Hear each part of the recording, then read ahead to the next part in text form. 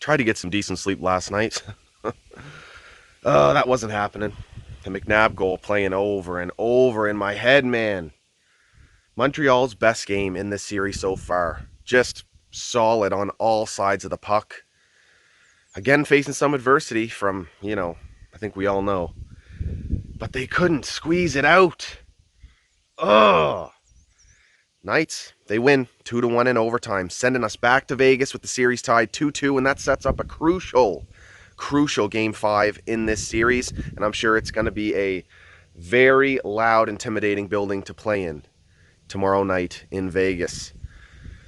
Unfortunate how it played out, but what can you do? That's the way hockey goes sometimes. I mean, we could have been down in this series ourselves 3-1 if it wasn't for, bit of a fortunate bounce in game 3. So it kind of played out in the opposite direction in this one.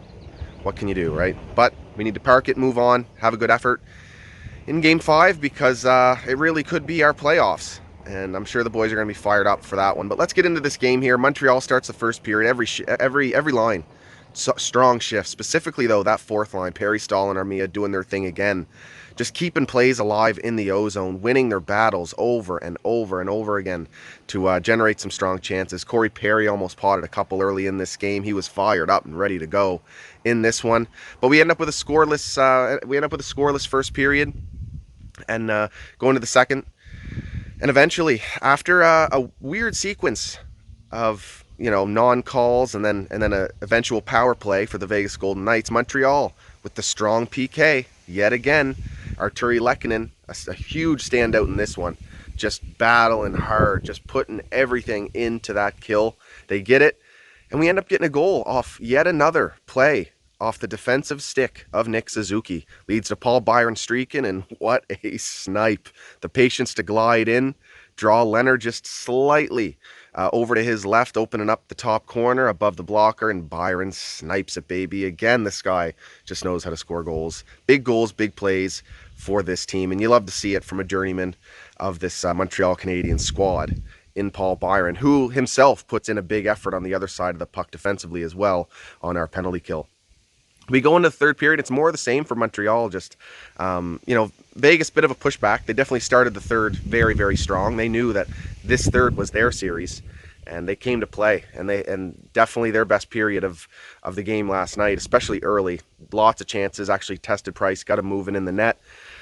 But then it settled back down to Montreal doing their thing. But eventually it led to we end up with some ozone time for Vegas. Slight defensive breakdown for the Habs there. One of their only in this game, and Shea Theodore and William Karlsson helped McNabb eventually get that puck towards the net. Carey Price sliding a long way east-west, but positionally very sound. He had the arm tight to the side there, but not enough, and the puck just squeaked through. Man, it's brutal. And we go into overtime, and it's an early one. I thought this one had 4 or 5 overtimes written all over it, but nonetheless it did not. It ended pretty damn early, and there's a trend in the playoffs that oftentimes overtimes usually end in the first 2 minutes or the last 2 minutes of the period, and we saw it end here in the first 2 minutes, and it was off just a heads-up play by Max Pacioretty, finding a way to get that puck towards the net, cause a scramble, get Carey Price down on the ice, and Carey almost made the desperation save, but not quite. And it's Nicolas Roy in his home province getting the biggest goal of his career and a huge goal for the Vegas Golden Knights here to tie up the series.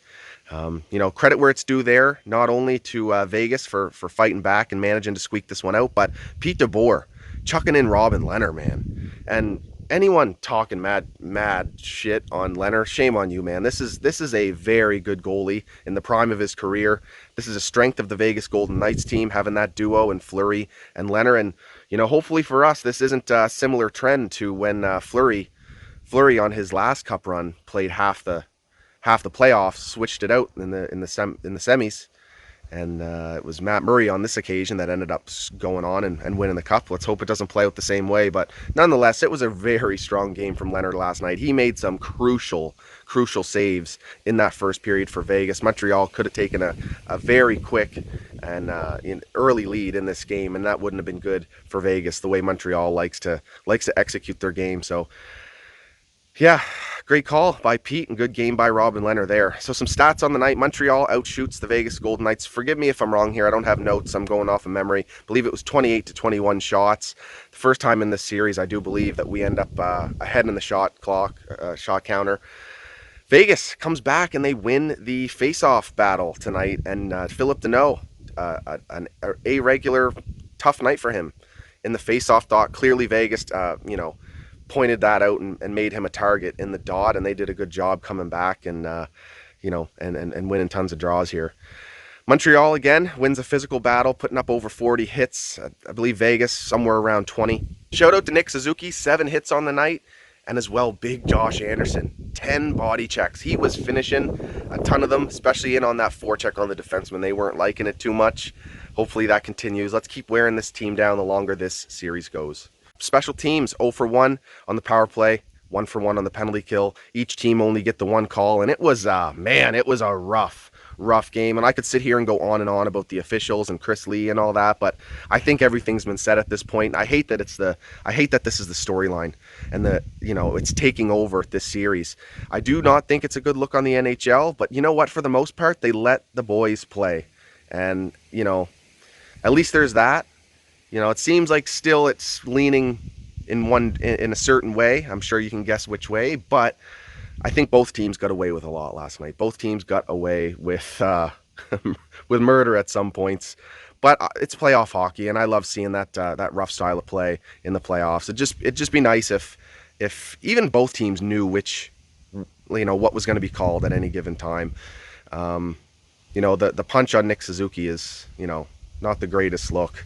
And it kind of looked like Chris Lee was about to raise his arm, but then decided not to. That was kind of definitely a little weird there. But I just don't want to talk about it anymore. It is what it is at this point. Montreal put themselves in a position to win last night, despite it, and they weren't able to do that.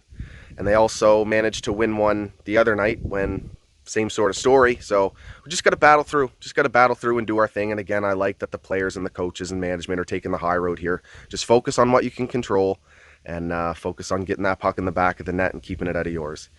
Well, that's about it, guys. Short one today. I'm out here in Sable River, Nova Scotia. Hope you enjoy the scenery here. Heading back to the city here shortly, but figured I'd do a quick special edition of the reaction video in a beautiful part of our province. So cheers, guys. Go Habs, go. I'll be at you after the next one. Let me know what you thought about the game last night down in the comments. Please let me know if I missed anything. And if you like this content, hit that like and subscribe button. Go Habs, go, baby.